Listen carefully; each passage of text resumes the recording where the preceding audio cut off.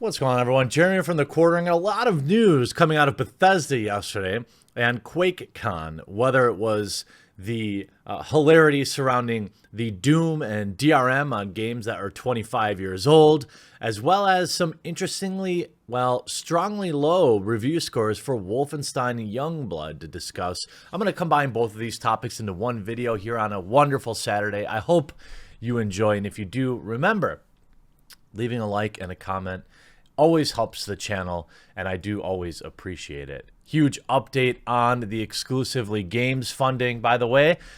We continue to fund all sorts of ad-free, profit-free articles here, and you all are stepping up and picking up your t-shirts and things to support the site through the end of the year. I'm going to leave a link in the description below. I'm hoping that we can finish today with 500 backers. That's 52 more. Definitely falling a little bit behind schedule. I'm not freaking out yet, but if there's something that you want me to add as a reward or something like that on here that's not here, please let me know. Check out the description, link in the description. Now, yesterday, Wolfenstein, Doom, QuakeCon came out and they were talking all about Doom Eternal. Everyone was happy. And then there was the news that you had to install. There was some weird stuff going on. First of all, some people were reporting that the original Doom versions on PS4, Xbox, or on the Xbox were uninstalling. And then there were people talking about the DRM. Let's break down the truth of it all, as well as some of the fallout. So Bethesda announced the first three Doom games were all being released on modern consoles, including the Nintendo Switch. What Bethesda didn't mention was that you'd first need to create a Bethesda.net account in order to play them. Now, if you are a PC gamer, okay, well, you're probably a little more familiar with the plight of the launcher. If you are a console gamer, this might be somewhat new. The issue here is, look, I want a game that came out 25 years ago and didn't have DRM and only always online baloney sausage, but in order to get the game, Bethesda would force you to at least create an account. So essentially, the absolute bare minimum here is that you have to give Bethesda your email address. It's like some executive at the company is incentivized on getting people's email addresses. Now, they use that to market. Obviously, if you're in their launcher and you're on their email list, you have a higher propensity, likelihood to purchase a game. And I get that. But what these people seem to always forget or not care about is that it completely erases all the goodwill. Instead of everyone talking about, hey, I'm playing Doom on my Switch while I'm on the subway on the way to work, it's awesome, people are talking about, I have to get a Bethesda account. So there was earlier pointed out on Twitter, while Doom 1 and 2 only require, you log into a Bethesda account once to unlock the game, Doom 3 will require it every time you play in order for all of the features and content to be available. It's especially bizarre requirement since none of the games have an online component. Each game only offers local multiplayer and doesn't require an internet connection to play beyond these logins. I bought the original Doom earlier today because of the nostalgia and seeing it, the first game I encountered on the SNES decades ago, playable in my hand on Nintendo's newest console. But I'm getting stuck at a login screen before I'd even fired my first shot, snapped my rose-colored glasses in half. That's a fair point. And they even put this, they had to say that, is Bethesda really desperate to get people signed up for marketing emails? In response to the requirement, people have been poking fun at Bethesda and helping with the help of the software developers Foon's Death Generator tool, imagining what it would be like if login prompts appeared in other classic games. Now, some of what you saw on Twitter, of course, was the login screens here. There, Bethesda account is required to play this title. Please connect to the internet to continue. Now, yes, you only need it the first time, but wow, is that just erasing all of the goodwill that you had by re-releasing these? I mean, how silly was that? I mean, This is Bethesda. This is the company that has a long and storied history. You can look at even here, urgent warning to every Xbox One and Xbox 360 owner who has the XBLA version of Doom 1 and 2. If you have them installed in your system, do not uninstall them. They have been completely removed from Microsoft's download servers, likely at Bethesda's urging. I thought later today, later in the day, I'm pretty sure they said that they put them back and that it was just a glitch, as far as I saw. Oh yeah, here, update. Doom Classic PS3 port of Doom 1 and 2 is now unavailable for purchase, and the PS3 users are already confirming that they cannot download it even if they had purchased it. Bethesda is going to completely scorched earth here. So I'm guessing that, at least temporarily, they wanted to capitalize on the press around Doom re-release. Around the Doom re-release to collect more email address, because ultimately they came out saying that it was an unintentional glitch. Urgent update, apparently delisting and the removal of Doom 1 and 2 from the Xbox 360 and PS3 stores, and the inability to download them was an unintentional error and is now being fixed. It's already available for purchase again on the PS3. Xbox is allegedly on the way. And I think it's fair skepticism here with that. They probably wanted to maximize the amount of people into the Bethesda launcher, so they probably wanted to temporarily remove these things from the store, but nonetheless, it happened. And that's what everybody's covering. The first 3 Doom games are now on Nintendo Switch and added DRM, another entry into the DRM debate. Bethesda's first 3 Doom games are now available. In order to play the titles, players will have to do something they were never worried about with the originals, connected to the internet and log into Bethesda accounts. Bethesda didn't mention the login issue when the team announced all 3 games were headed to the Switch at the annual QuakeCon convention today. And when Doom 1 and 2 and 3 were released, they were single-player games that didn't require an internet connection. And Bethesda isn't explaining why they need players to log in now. These aren't brand new games that cost hundreds of millions of dollars to produce. They're old ports of old games. Bethesda isn't going to do anything to alter the gameplay either. There's no reason for players to have be connect to the Bethesda account to play the game, but that's the requirement in any case. Now, it says it looks like it's a momentary annoyance. However, Doom and Doom 2 can be played offline after you log in. That's not the complaint, though. That's only half of it, because now I had to give you my email address. But it's just the latest in the gaming community's ongoing frustration with digital rights management, or DRM, a tool often employed by developers and publishers to prevent piracy. I don't know why they try this. It never works. But as more titles from earlier eras of gaming port over to new console, DRM tools have become increasingly scrutinized. Players don't understand why companies like Bethesda need people to log into their accounts to play offline single-player game from more than 20 years ago. Imagine setting up a Doom LAN party in 1993. Nobody can play because Todd's dad is using the phone, and you can't verify your Pentium serial number with activation server. Oh, Bethesda. On to more news with Bethesda. Of course, everyone was mad about that. Wolfenstein Youngblood. Reviews are tanking. This is a game that, has, in my opinion, some bad dialogue. But still, I have a buddy.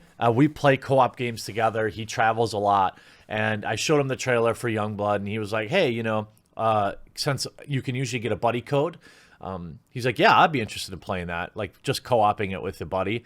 But that's like literally the bare minimum of a game. And just like we see in cinema with Star Wars, people have a little bit of a higher standard when it comes to a game that they put the title Wolfenstein on. A lot of the reviews revolve around the microtransactions, which are exceedingly a bigger part of games these days, as well as obviously some of the normal. There are some legitimate criticisms about the game that have been made by some of the larger media out there, like playability issues and things like that, health bar, grindy microtransactions. But, if you look at people's reviews, a 2.9. I mean, Metacritic is 76 is a middling score. It's fine. But if you just look at some of these reviews, I do not recommend this game to any Wolfenstein fan or any player of an FPS in general. There are 2 reasons why. Microtransactions are present, health bars make the entire combat boring, and 2 main characters are so annoying whenever they talk. You'll feel like giving them a tight hug around their neck. Graphics somehow look worse in the cutscene than during.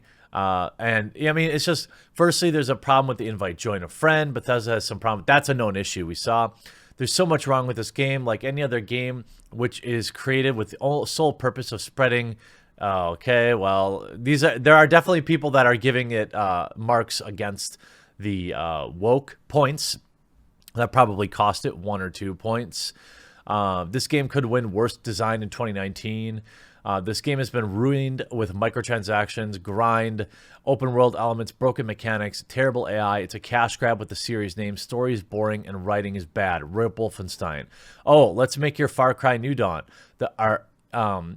The players like it so much when their enemies have a lot of life strips absorb 3 horns from the machine gun, and when they eat, wrap up the micropayments with them they down. Well, I can't read that. It's just wow. Avoid at all costs. It's everything fans of Wolfenstein hate. Everything that greedy publishers put in today's games. Microtransactions, lack of single player, lack of Blasco, bullet sponge enemies, feminist propaganda, and all sorts of other things. That's a lot of zeros, boys.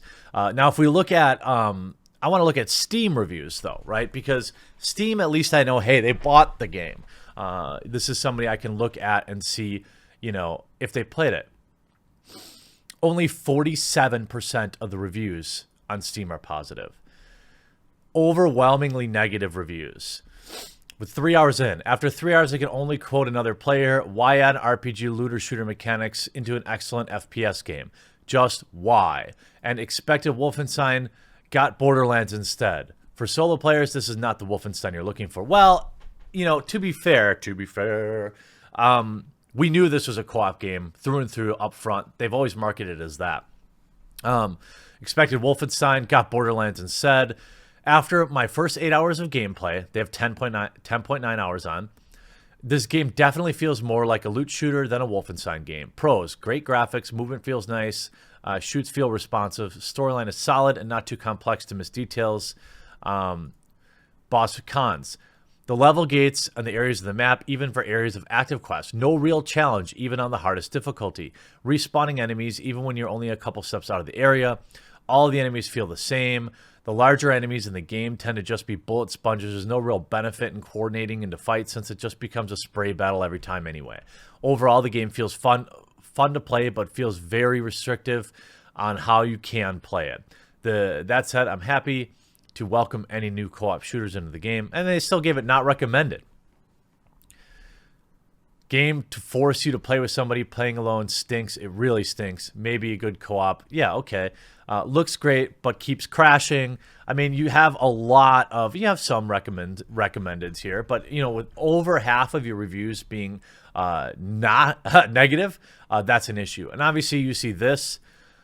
Who wants to buy some gold bars? Gold bars here. Gold bars. Who wants some gold bars? Now there is.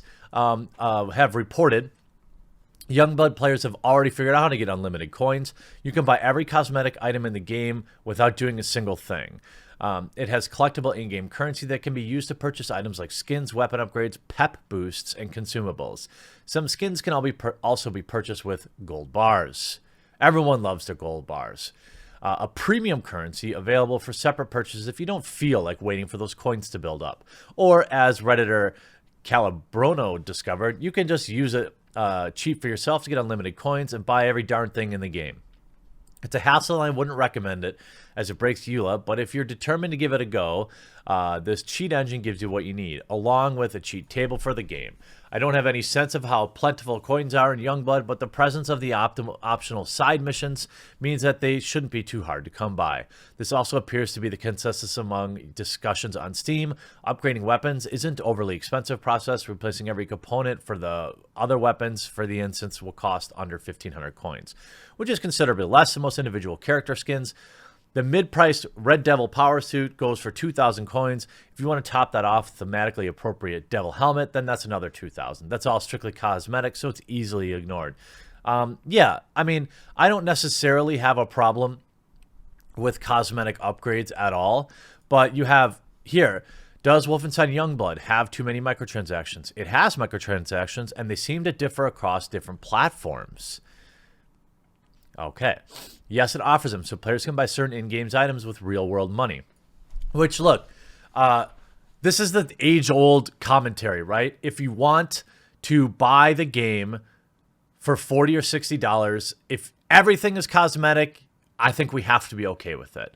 We can laugh at it, we can point at it, but if the game is complete and you get everything you need for full price, then it is what it is. This is a $40 game, along with like Far Cry New Dawn, which I liked. Felt like basically just DLC, $40 DLC, probably a little too expensive, but I didn't feel the need to purchase anything in-game. I never purchased anything in Far Cry 5 or New Dawn, never put a penny into it.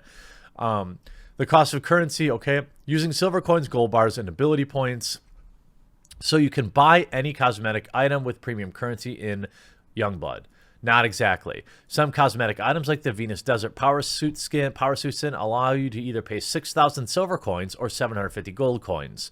The most expensive cosmetic items are the Machine Games options, and those can't be purchased with gold bars. The Machine Games Power Suit skin, for instance, costs 10,000. I hate that there's silver coins, gold coins, gold bars. It's ridiculous, all right? Ridiculous. It's meant to be confusing, and look at, why is everyone so confused? Contains gold bars and in-game currency used to acquire new power armor and weapon skins. That listing makes it sound like you can buy your way into gameplay advantage, but gold bars can't actually be used to purchase any game that will give you a concrete advantage. Well, at least not in the PC version. The strange thing we found is that gold bars can't be used to buy boosters on the PC version, but they can be used to purchase boosters on PlayStation 4 version of the game. We reached out to Bethesda for comment on why different platforms have slightly different economies, and they've yet to get back. I wonder why. All right, they're not going to answer anything in this opening week. They want everyone to just go buy it. Overall, I think I talked to many of you about Wolfenstein yesterday on Twitter, and as well as Doom. By the way, if you're not following me, I'm at The Quartering. I talked to many of you about it. Some people said, hey, it looks good, I'm going to buy it. And like I always say, look, if you want to buy Wolfenstein, you should. You should enjoy it, all right? Don't get mired down in all the, minutia of it. But Bethesda had a very bad day yesterday and has had several bad launches in a row, including Fallout 76. I'm curious to hear what your comments are in the comment section down below. We'll talk to you again real soon.